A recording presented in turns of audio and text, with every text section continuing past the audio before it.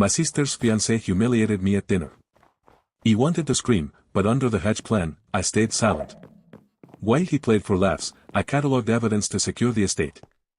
It won the moment, I secured the assets. Here is how to turn silence into a strategic legal victory. The dinner table was set with the kind of fine china that only came out for significant announcements, creating an atmosphere of forced formality that Greg, my sister's fiancé, seemed determined to dismantle with aggressive casualness. As the courses were served, the conversation naturally drifted toward career updates, a standard family ritual that usually ended in polite nods and congratulations. But tonight Greg saw an opening to assert dominance by framing my recent transition into independent consulting not as a bold business move but as a failure to retain traditional employment. He leaned back in his chair, swirling his wine glass with a theatrical arrogance, and loudly joked that my entrepreneurial journey was just a fancy synonym for being unemployed and desperate for a handout, a comment that was timed perfectly to land just as my father was pouring water, causing a ripple of laughter to move around the table. The laughter wasn't malicious from my parents, who were simply caught up in the momentum of the social moment, but from Greg. It was a calculated test of my emotional stability intended to lower my social standing within the family hierarchy. My immediate physiological response was a spike in adrenaline and a burning desire to verbally dismantle him in front of everyone, to list his failures and his debts. But I knew that reacting with anger would only validate his narrative that I was unstable and defensive.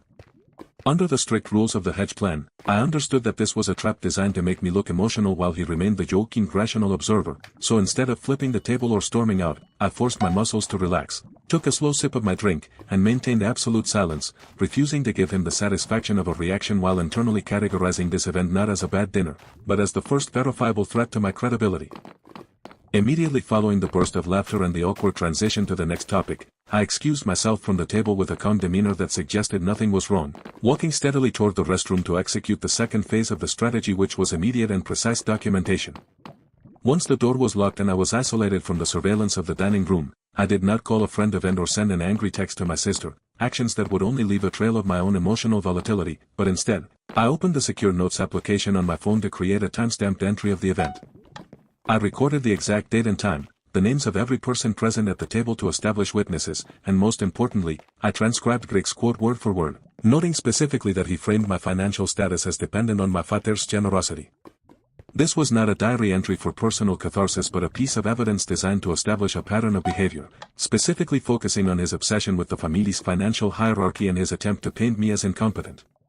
By documenting this immediately, I ensured that my memory of the phrasing would not be distorted by time or emotion later, preserving the raw data of his aggression for potential use in future legal proceedings regarding undue influence or character defamation.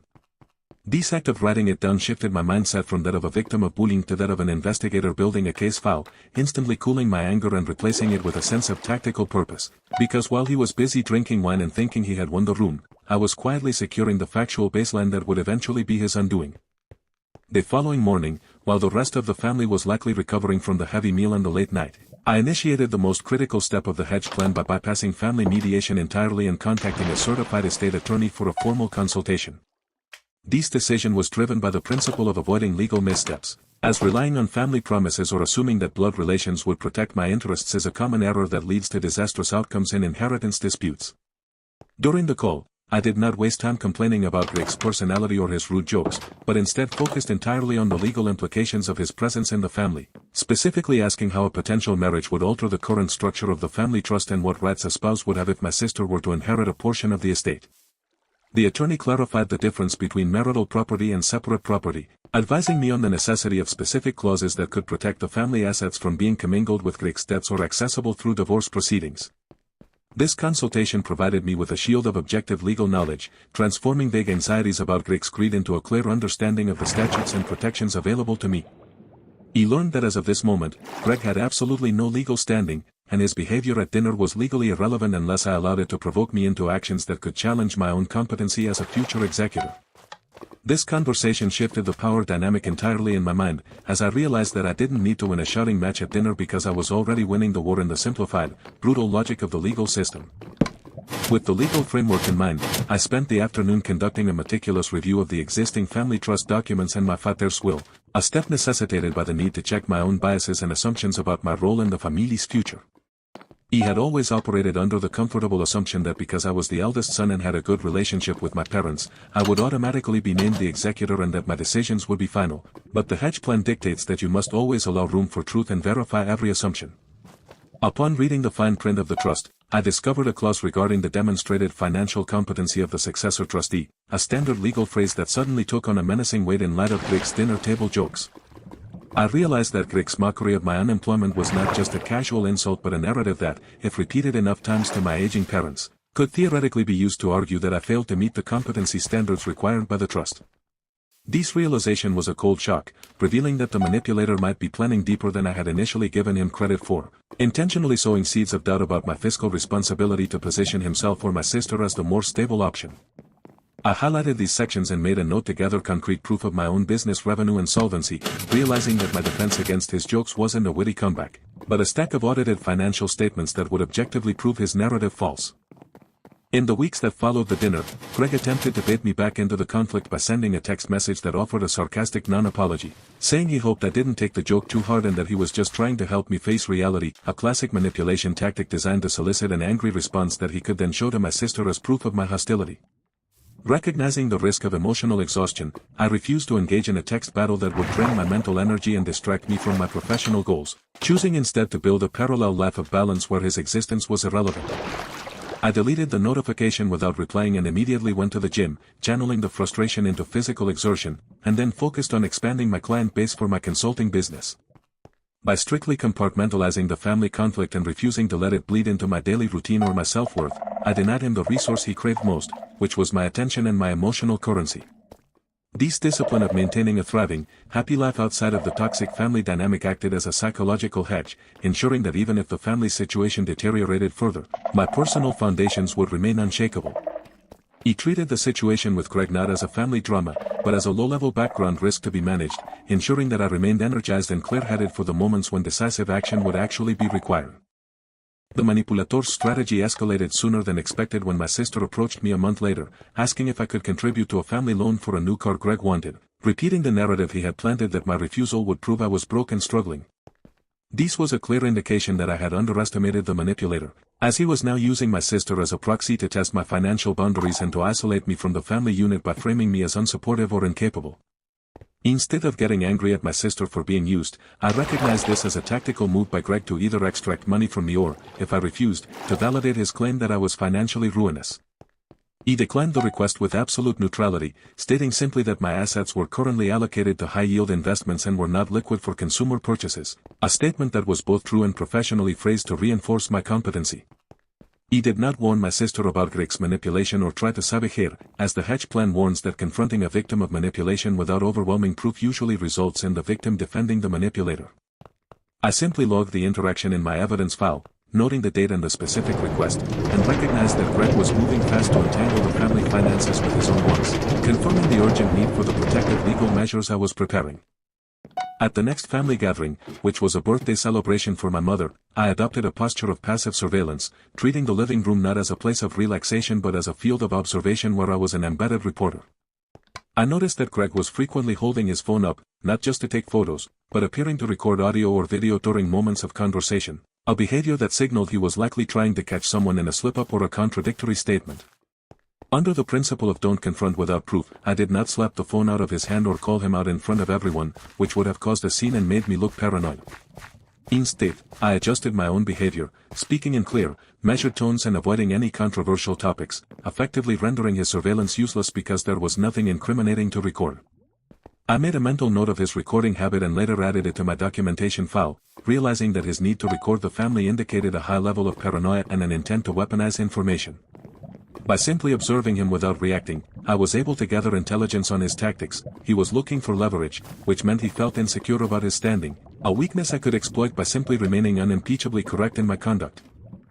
To counter the narrative of my financial incompetence that Greg had been whispering into my father's ear, I initiated a private meeting with my father under the guise of seeking his advice on investment diversification strategies.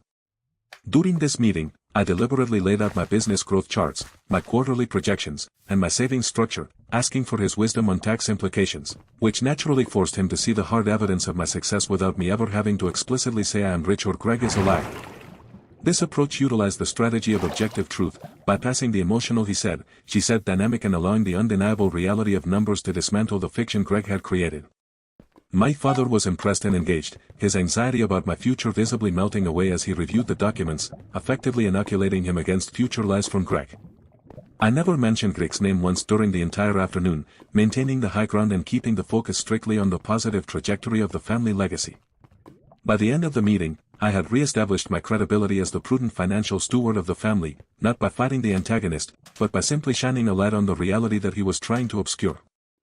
The dynamic shifted palpably at the subsequent holiday dinner when Greg, perhaps sensing his influence waning, overindulged in alcohol and began to make loud, slurring comments that were aggressively rude rather than playfully joking.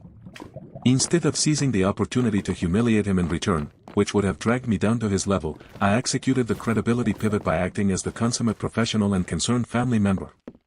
He calmly instructed the waiter to bring him a glass of water and quietly asked my sister if she needed help arranging a ride share for him, keeping my voice low and devoid of judgment. This stark contrast between his sloppy, belligerent behavior and my sober, helpful demeanor was visible to everyone at the table, effectively destroying his credibility without me having to say a word. The family stopped laughing, the mood shifted from amusement to embarrassment on his behalf, and my parents looked at me with gratitude for managing the situation with such grace. By refusing to engage in the fight, I allowed him to defeat himself, turning his own weapon of public spectacle against him and solidifying my position as the stable head of the table. Following the holiday incident, my lawyer advised that the window of opportunity was open to formalize the protection of the estate, so I proposed an update to the family's power of attorney documents to my parents. He framed this not as a move against Greg, but as a standard modernization of their estate planning to ensure that in the event of a medical emergency, decision-making power was strictly limited to blood relatives to avoid any bureaucratic delays or legal confusion. My parents, still remembering Greg's drunken instability, readily agreed that keeping medical and financial control within the immediate nuclear family was the safest path. We signed the documents which explicitly excluded any in-laws or non-blood relations from accessing the accounts or making medical decisions, a move that legally locked Greg out of the control center of the family regardless of whether he married my sister or not. This was the legal lock-in, a silent but devastating maneuver that stripped him of his primary objective, access to the estate, without ever having a dramatic confrontation or giving him a reason to claim he was being targeted personally. The pressure of losing control caused Greg to make a fatal error. He sent me a furious text message late one night accusing me of manipulating the old man and threatening to sue for coercion and undue influence to get the documents overturned. This text was the slip-up I had been waiting for, as it was a direct written threat that exposed his true motivation was control over the parents' assets rather than concern for their well-being. In his anger, he had forgotten the cardinal rule of the manipulator: never put your malice in writing. I did not reply to the text, nor did I block him. I simply took a high-resolution screenshot, printed it out, and backed it up to 3 separate cloud storage accounts. This message was the smoking gun that proved his intent was malicious and litigious, transforming my suspicions into admissible evidence. It believed he was intimidating me, but in reality, he had just handed me the keys to his own exile, validating every precaution I had taken up to that point. Despite holding the smoking gun, I did not rush to expose him immediately, remembering the Hedge Plan's warning about judicial delays and the need for realistic timelines. He knew that if I revealed the text too early, he might spin it as a heat-of-the-moment mistake or gaslight my sister into believing I provoked him, so I decided to wait for the perfect moment when the emotional impact would be maximized. He recognized that legal battles and family extrications are marathons, not sprints, and that patience was a strategic asset that Greg lacked. He sat on the evidence for weeks, allowing him to believe that his threat had silenced me, which made him grow overconfident and sloppy in his interactions with the rest of the family. He used this time to mentally prepare for the final separation, accepting that the resolution might take months, but resting easy in the knowledge that I controlled the timing of the inevitable collision. This pause was not hesitation, it was the discipline of a hunter waiting for the target to move into the open, ensuring that when the trap was sprung, there would be no escape route. The moment of confrontation finally arrived during a scheduled family meeting to discuss the upcoming summer vacation, where Greg attempted to assert authority by speaking over my mother and dictating the plans. When he paused for breath, I calmly placed the printed screenshot of his coercion threat in the center of the table, right on top of the travel brochures, and asked in a conversational volume, "Before we plan the trip, we need to discuss if this is how we handle family business." He did not scream, I did not point fingers, and I did not add any emotional commentary. I simply let the text speak for itself. The silence that followed was absolute as my parents and sister leaned in to read the words he had written, seeing the stark reality of his threat to sue the family he claimed to love. Greg stuttered, trying to formulate a defense, but the physical evidence stripped him of his usual ability to twist words or play the victim. By relying on logic and documentation rather than an emotional outburst, I deprived him of any ammunition to use against me, leaving him exposed and defenseless in the harsh light of the truth. The collapse of his influence was immediate and total, as the evidence pierced through my sister's emotional bias and forced her to see the transactionality of his relationship with her. She stared at the text message, then at him, and the realization that he was plotting legal action against her own brother and parents broke the spell of the manipulation instantly. There was no shouting match, just the cold, heavy realization that the man she was engaged to was an enemy of the family unit. She asked him to leave the house, her voice shaking not with anger but with the clarity of heartbreak, and the engagement was effectively paused pending a re-evaluation that we all knew was a permanent end. The objective truth I had preserved had finally done the work that my warnings never could have, severing the toxic tie cleanly and legally. In the aftermath, I did not take a victory lap or say I told you so, but simply returned to my life and my business, embodying the principle of sustainability. The estate was secure, my parents were protected, and my sister was free from a predator, all achieved without a single screaming match or legal misstep that could have jeopardized my standing. Greg was gone, not because I fought him in the mud, but because I built a fortress of silence, law, and documentation that he broke himself against. The victory was total because it was quiet. I had protected the legacy by mastering my emotions and trusting the process of the Hedge Plan. This was the ultimate leverage, the discipline to do the work in the dark so the truth could win in the light. Sometimes, the real victory is not letting yourself lose, even if the other person wins with a lie. If you've ever felt something like this, please let me know in the comments. I read every comment. If this story touched your heart, please give it a like. Don't forget to share it with someone close to you, they might need to hear it too. And if you want to hear more such real stories, subscribe to the channel. See you in the next story.